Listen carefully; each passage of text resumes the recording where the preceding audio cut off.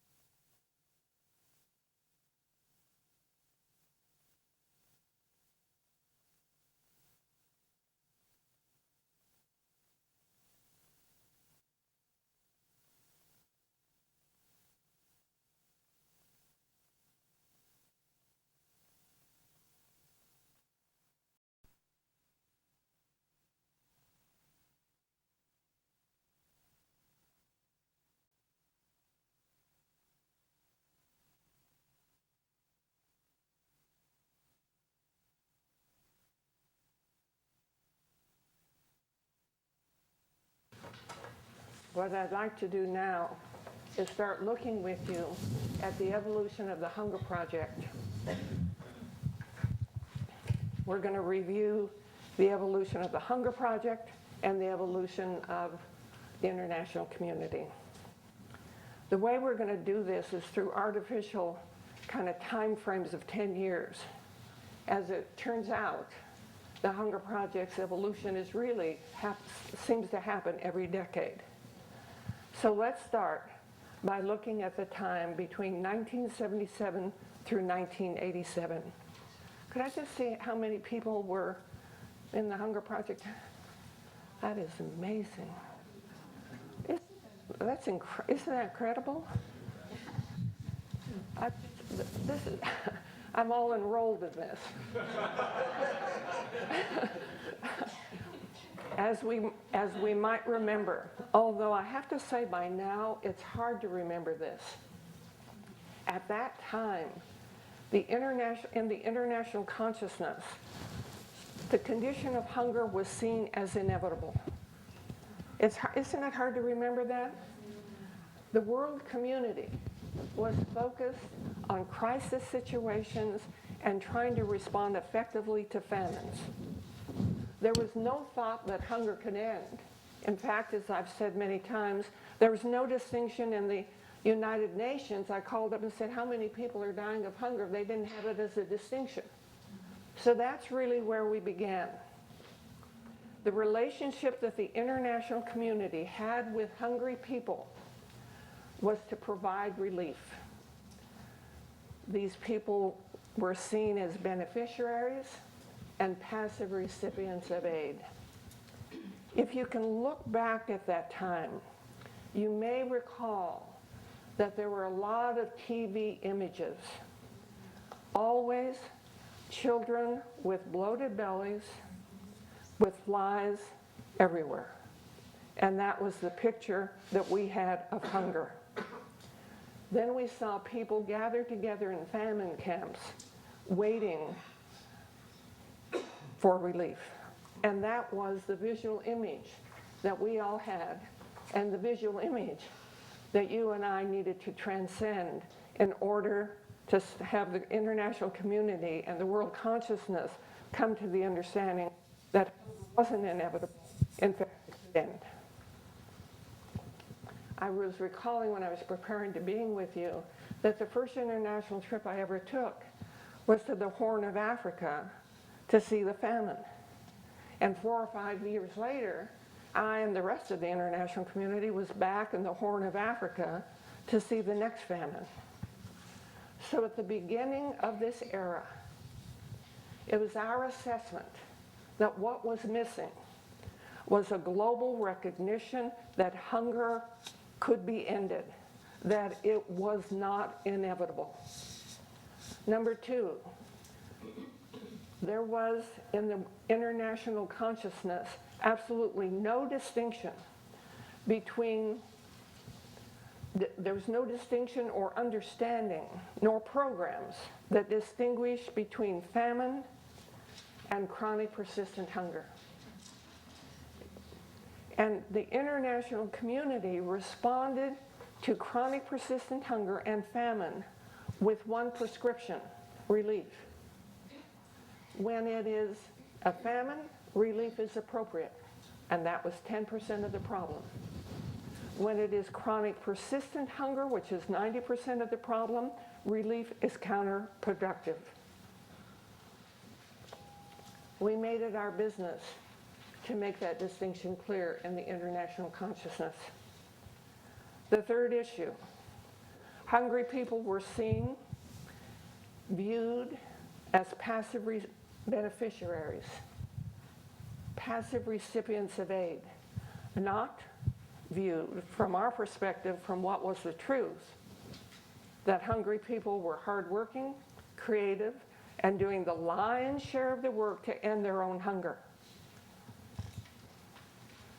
Now, we created a massive, as you will recall, communication, information, education, and advocacy campaign to transform this misunderstanding of hunger. Now, the truth is that understanding years ago might have been appropriate, but with all the technological and financial changes, it was no longer appropriate. And we as a world community had not caught up with that. It was our challenge to transform that understanding. And I'll give you some of the highlights of what we did. We communicated, as those of you who are in there remember, with millions and millions of people. We told them hunger exists. We gave them the statistics. We said it didn't need to. It was no longer inevitable. And we gave them an opportunity to make a commitment to the end of hunger. And we literally ended up with over 6 million cards, signed cards of individuals around the world who would share this commitment. Now, when I've said this figure in a different audience, not a Hunger Project audience, they say, well, that's approximate, right? And I said, no, the cards are in our basement. They're counted and cataloged. We also published the world's largest circulating paper on the issue of hunger. You remember it was called The Shift in the Wind. We created an ending hunger briefing. We briefed 750,000 people in 15 countries in 9 languages. We created and marketed a video that made the distinction between famine and chronic persistent hunger unbelievably clear. And we marketed that to over 500 million people. We catalyzed a White House conference to address the Cambodia crisis. And the list of other accomplishments goes on, and I won't do that. But it was an extraordinary era. We also, during that era, created for the first time, we're in our constituency now, but it really did need to be created. We created and mobilized the constituency. We established ourselves as a not-for-profit organization. We taught ourselves how to fundraise, and we expanded our staff from me and an administrative assistant, which is where we started. In 1985, you might remember there was the Live Aid Africa broadcast. Worldwide, it made headlines everywhere. And the theme of the 1985 Africa Live Aid program was, now that we can, we must. Now, we took that as a personal achievement. A personal achievement. And we declared in 1987 that the transformation of the understanding of the persistence of hunger and the world's ability to now end it was complete.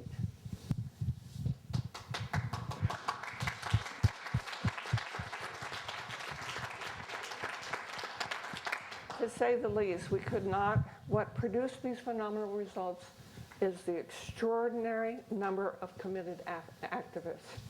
And I really think the people who held up your hand, you should really kind of acknowledge yourself again for that era. Everything is built on your work of that era. Everything is built on that. So I really would like the people to acknowledge that again. And I want to let people know who weren't in that era, you have inherited those results as if you were there. They belong to you. You may have not enrolled people, but now that you are, those results belong to you also. So if we could acknowledge all the people in Era 1 and the people who have joined them.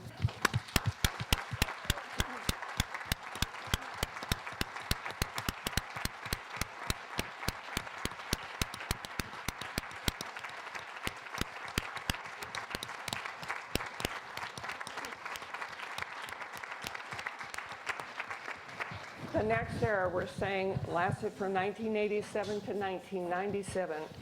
Let me just tell you that in this time frame, this 10 years roughly, the world was focused on a plethora of UN international conferences. Let me just share some of them. In 1992, there was a conference in Rio on the environment. In 1993 in Vienna, the Human Rights Conference. And the right In that conference, a human right was discussed and declared to be the right to development. 1994, people went to Cairo for the Population Summit. 1995, we all went to Copenhagen for the Social Summit. In 1996, we went to Beijing for the Women's Conference. I represented the Hunger Project at some of these conferences, and the world had never seen anything like it. To gather together to take on global issues as the global community, the world had never seen anything like it. The world community began to recognize that the crucial issues affecting humanity are one nexus of issues inextricably linked. That was the breakthrough. And only by addressing the entire agenda do we have a chance of solving one particular issue. The Hunger Project had long incorporated that understanding. So that's clear, that understanding? So the Hunger Project's issue, after the phenomenal results of the first era, was to retool our entire organization, and that was set up for information, education, and advocacy, reshape the entire organization and shape it so that it could pioneer programs in the developing world consistent with our commitment to the end of hunger, and pioneer programs, pioneer projects that were consistent and were an expression of our principles. This was a difficult transition. To stop what you have become so phenomenal at and are geared up to do. And the only thing that gave reason we had the courage to do it is that it was complete, and hunger still had it. So we really needed to take the next step. But I do remember when I was in Sweden once, some of the activists made an appointment with me and we met for coffee, and that poignantly said, "Joan, can't we still enroll?" They loved it so much, and I loved them so much. I wanted to say yes, but it was complete. So we had to kind of bite the bullet and do something we had never done, which is go into the developing world, pioneer projects unlike any that we had ever seen, because we were well traveled by that time. And we never saw one project we said, if we do it, we could do something like that. Never once. So we're going to have to create it out of our commitment and out of our principles. One of the key studies that was illuminating for us, let me just share it with you. There was a study in India. They were studying the effects of a project that was to address health and water projects. And their question was as follows: which works better in this area? The government projects or the projects led by NGOs? Now, I had my own bias when I first read the study, but here's what was illuminating. The study concluded that both efforts failed equally. What determined success was whether grassroots people were mobilized and empowered to manage the project themselves. And that for us was like water to the desert.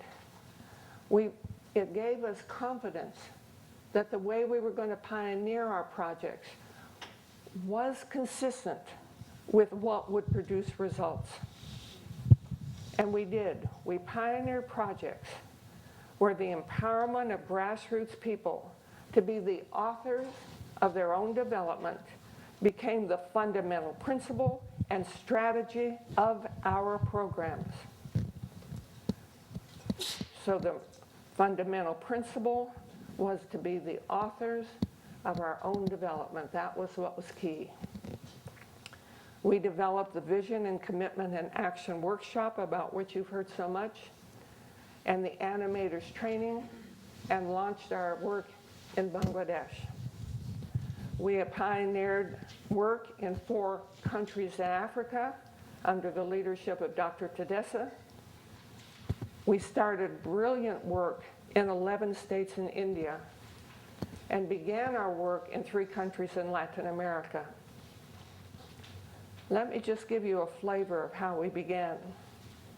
Having never worked in the developing world at all, I thought it only appropriate that we ask the president of Senegal, President Diouf, whom I adored, President Diouf, if his government would co-sponsor a strategic planning meeting for the end of hunger in Senegal.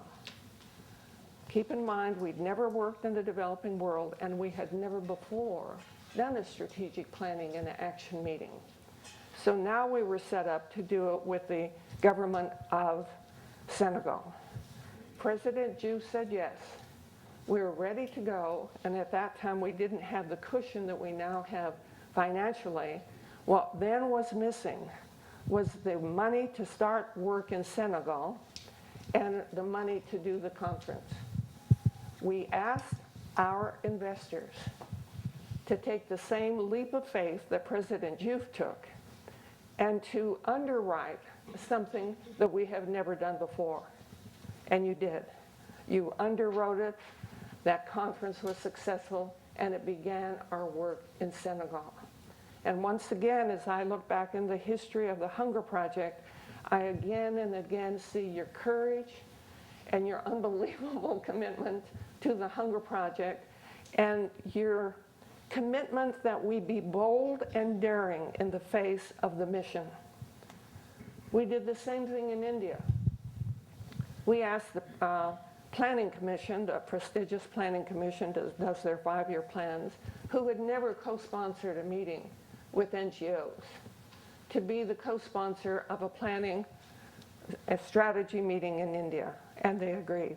And those 2 meetings began the second era.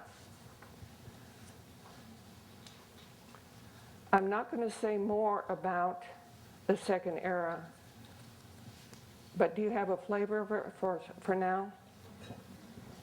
Is that yes or? Yeah. Let me just talk then about what happened in the third era internationally. And internationally, this began in the year 2000.